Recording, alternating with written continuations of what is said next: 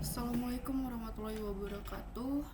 Perkenalkan, nama saya Winnie Apriliani dengan NPM 19511049. Di sini saya akan mempresentasikan mengenai proses pembatalan perjanjian.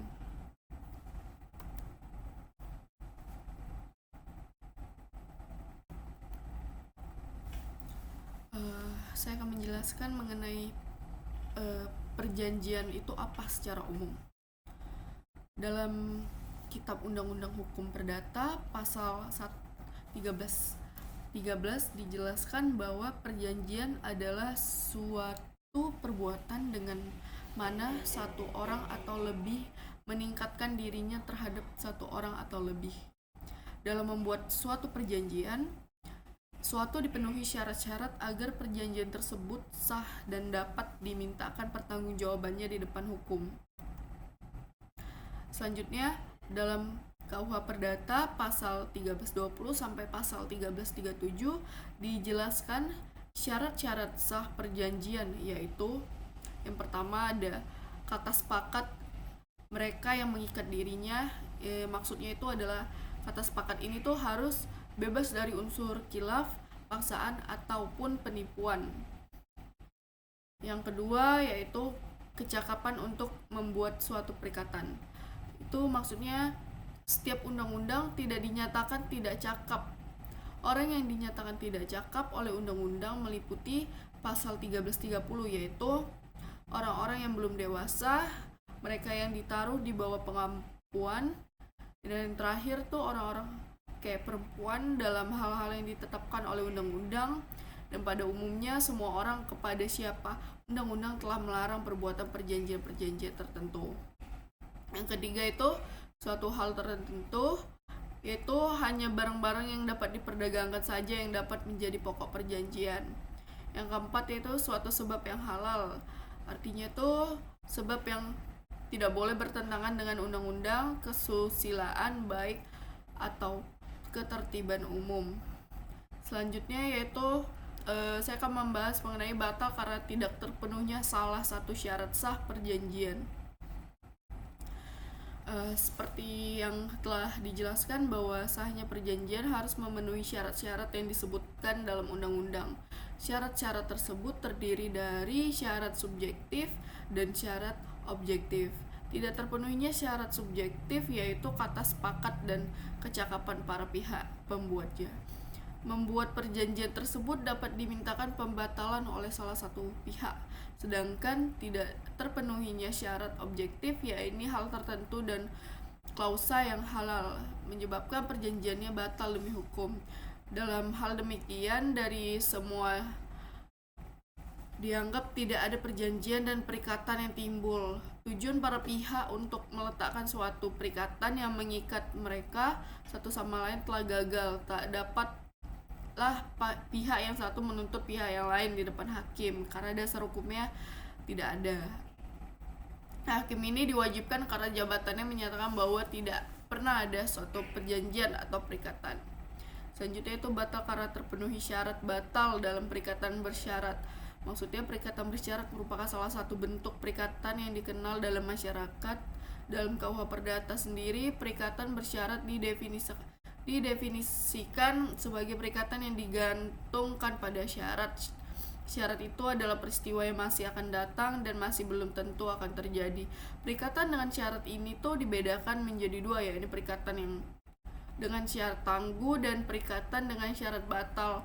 Perikatan dengan syarat tangguh yakni menangguhkan lahirnya perikatan sehingga syarat yang dimaksud terjadi. Sedangkan perikatan dengan syarat batal, perikatan yang sudah lahir justru berakhir atau dibatalkan apabila peristiwa yang dimaksud itu terjadi.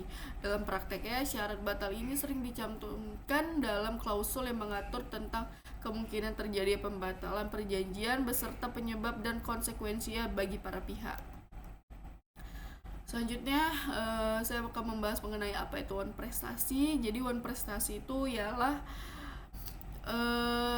diambil dari bahasa Belanda, yaitu wanprestatit. berarti tidak dipenuhi prestasi atau kewajiban dalam suatu perjanjian. Menurut KBBI, pengertian wan prestasi artinya salah satu pihak bersepakat dalam perjanjian memiliki prestasi buruk akibat dari kelalaiannya. Nah, jadi dapat disimpulkan pengertian wan prestasi adalah tindakan ingkar janji oleh salah satu pihak dalam perjanjian di atas materai sebagai akibat dari kelalaiannya sehingga tidak bisa memenuhi kewajibannya. Selanjutnya di sini dalam pasal wan prestasi 1234 dalam Kitab Undang-Undang Hukum Perdata menyebutkan bahwa penggantian biaya, kerugian, dan bunga karena tidak dipenuhinya suatu perikatan mulai diwajibkan bila debitur walaupun telah dinyatakan lalai tetap lalai untuk memenuhi perikatan itu, atau jika suatu yang harus diberikan atau dilakukannya hanya dapat diberikan atau dilakukannya dalam waktu yang melampaui waktu yang telah ditentukan. Jadi sementara gugatan wan prestasi dapat diajukan sesuai aturan KUHP pasal wan prestasi 1267. Selanjutnya itu contoh kasus. Di sini wan prestasi seringkali dijumpai dalam utang piutang, kerjasama, suatu proyek atau bisnis dan sebagainya. Biasanya pada utang piutang sering dijumpai kasus di mana kreditur tidak sanggup membayar kewajibannya dengan berbagai alasan.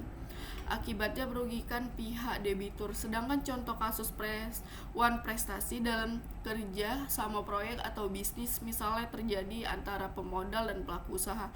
Ketika bisnis menghasilkan laba, persentase pembagian profit tidak sesuai perjanjian di awal sehingga salah satu pihak dirugikan. Di sini yaitu ada bentuk-bentuk wan prestasi. Yang pertama itu janji melakukan sesuatu tapi tidak dilaksanakan. Itu sesuai dengan pengertian wan prestasi adalah penyelewengan akan suatu kesepakatan. Ketika suatu pihak telah berjanji di kesepakatan awal kemudian praktiknya pihak tersebut tidak melaksanakannya, maka kondisi demikian merupakan bentuk wan prestasi. Kasus seperti ini banyak sekali ditemui dalam masyarakat. Biasanya mereka tidak melakukan ingkar janji karena tidak sanggup memenuhi kewajibannya, atau berubah pikiran dan tidak mau mengambil resiko dan sejenisnya. Kedua itu melakukan janji tapi terlambat. Bentuk lain dari wan prestasi adalah melakukan janji tapi terlambat dalam memenuhi kesepakatan tersebut. Salah satu pihak yang berjanji baru melakukan perjanjian di luar batas waktu kesepakatan. Meskipun kewajiban terpenuhi, namun hal ini juga merugikan salah satu pihak atas keterlambatan pemenuhan perjanjian. Yang ketiga, melakukan janji tapi tidak sesuai kesepakatan. Nah, jadi maksudnya bila salah satu pihak melaksanakan kewajibannya tepat waktu tetapi pelaksanaannya tidak sesuai kesepakatan awal sehingga kondisi demikian masuk dalam bentuk wan prestasi. Hal tersebut juga bisa merugikan salah satu pihak. Pemenuhan kewajiban tidak sesuai porsinya. Dalam hal ini contoh kasus wan prestasi adalah saat kreditur membayar kewajiban hutangnya tapi besaran nominal tidak sesuai dengan jumlah hutangnya. Maka para pihak debitur merasa dirugikan karena uangnya dipinjamkan tidak kembali sesuai besaran di awal. Yang keempat itu melakukan sesuatu yang dilarang dalam perjanjian. Bentuk lain wan prestasi adalah adanya pelanggaran perjanjian ketika salah satu pihak berani melakukan suatu tindakan dilarang dalam perjanjian. Contoh kasusnya wan prestasi dalam hal ini yaitu pelanggaran perjanjian sewa rumah. Penyewa rumah berani menjadikan rumah tersebut sebagai markas kriminalitas. Hal tersebut telah dilarang oleh pemilik rumah dan tertuang dalam kesepakatan. Sekian dari penjelasan saya, lebih dan kurangnya saya mohon maaf.